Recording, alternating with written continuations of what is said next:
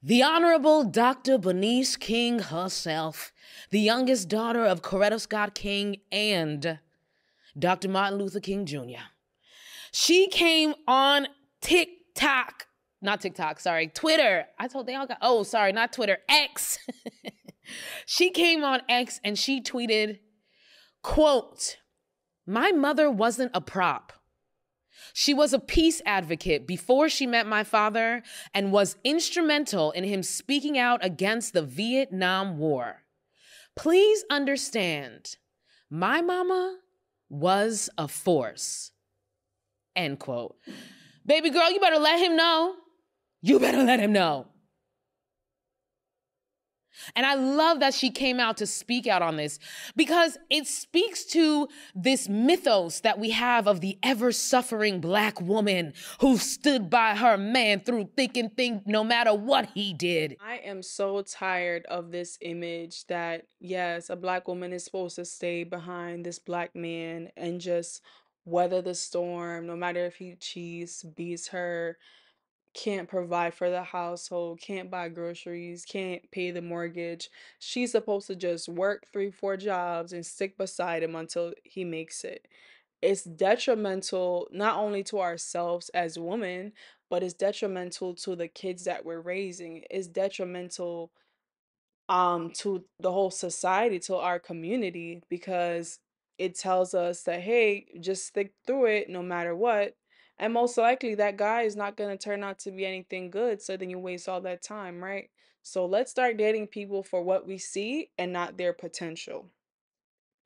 He could beat her. He could rape her. He could cheat on her. He could have a secret family, but she was never going to bend. She would always stick beside her man and prop him up. He could drain her dry. It speaks to that mythos that wasn't true. She says, my mama was distinguished in her own right before she even met my pappy. She already had her own things going for her. Exactly why I feel like women should be very loud about their accomplishments. Do not dim your light for a man, because people will come along and think that that man made you when it's really the other way. I'm sure there's a lot of times we've heard men say, I would be nothing without my wife. And he's telling the truth. Just like that Amazon guy. He started off in his garage and his wife was with him, helping him, assisting him. So a lot of these great successful men you see, they would be nothing without their wives, nothing. And I feel like women, they need to start patting themselves on their back and stop being so humble, right? Because humbleness can but get you but so far in life. Start taking your rightful place in society and say, yes, this is what I did. He didn't do that all by himself, okay? But y'all, let's keep watching. She was not his cheerleader and only his cheerleader. She was much more. And we have this epidemic of men, glamorizing and romanticizing the past. Oh, you women are not the way they were back in the day. What happened to our grandmas? You know what happened to your grandma? Your grandma was trapped in that marriage with your granddaddy. That's what happened to her. She was with him because she had no choice. She was stuck. She couldn't get a bank account in this country until the 1970s without a man signing off on it.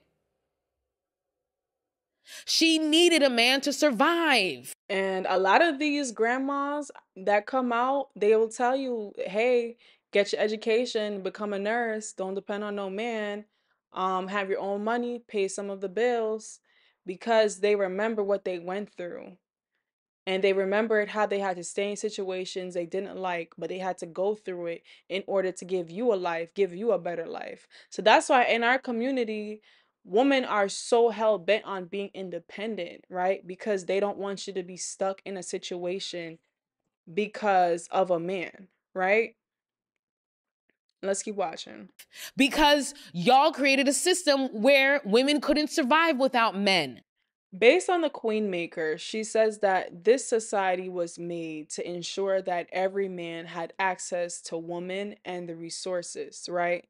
So they basically made sure that women couldn't vote, women couldn't drive, women couldn't have a bank account, they couldn't have a job or anything like that. So they had no choice but to find a suitor, right? They had no choice but to go find a rich man, but to find marriage so they can gain land and get sheep and get all of those resources, right? Because they couldn't get it themselves, right?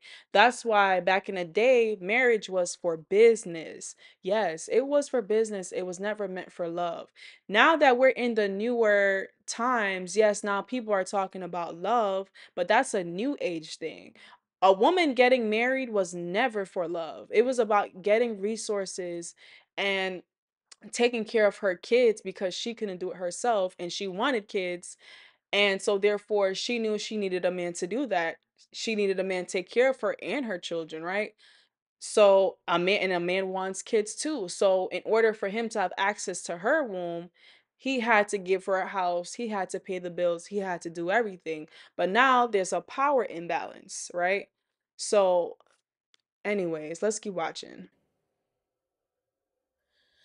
And our grannies told us, they told us to stay the hell away from you. They told us y'all were no good. But you in 2024 fix your mouths to say, why is nobody like my grandma? Your grandma was suffering. She was depressed. Truthfully, these men don't care if you're depressed. As long as you're fulfilling their sexual needs and the labor around the house and you put on a smile on your face, most of them would have no idea that you're depressed and you hate them. They would have no idea unless you opened up your mouth and said, "Yeah, I'm depressed and I'm sad." They wouldn't even know, and they don't care. She was sad and anxious. She just was happy to see your ass. That's it. Because people like kids. This mythos that we have, this delusion of grandeur, this naivety, this nostalgia for a bygone era that never existed. It's like those white men who were like, we missed the 1950s when everything was great. Your wife was on drugs. She was taking barbiturates to get through the day. Her doctor prescribed her happy pills to make it through the day and sleepy pills to get to sleep at night. I'm so tired of men, especially on the internet, glorifying these olden times that never existed. That's how we get Rosa Parks, who she herself was a distinguished civil rights activist in these streets grinding. And we reduced her to some lady who was tired and didn't feel like getting up on a bus at the end of a day. Rosa Parks was an activist. She was a leader in the civil rights movement. There are so many women from the civil rights movement who get no credit for the work they did. And they were the backbones holding everything up. Don't even let me start talking about the Black Panthers now. Y'all need to stop holding these men together. Y'all ain't trees. What you holding a man up for? Girl, you ain't no reinforcements. Child. And the same thing with our grandmas. Y'all disrespecting them, telling them that, oh, they were so happy having gotten married to grandpa at 13 years old. Grandpa is freaking 27 years old, having 6 babies by the time she was 19. And she was happy. She wasn't happy.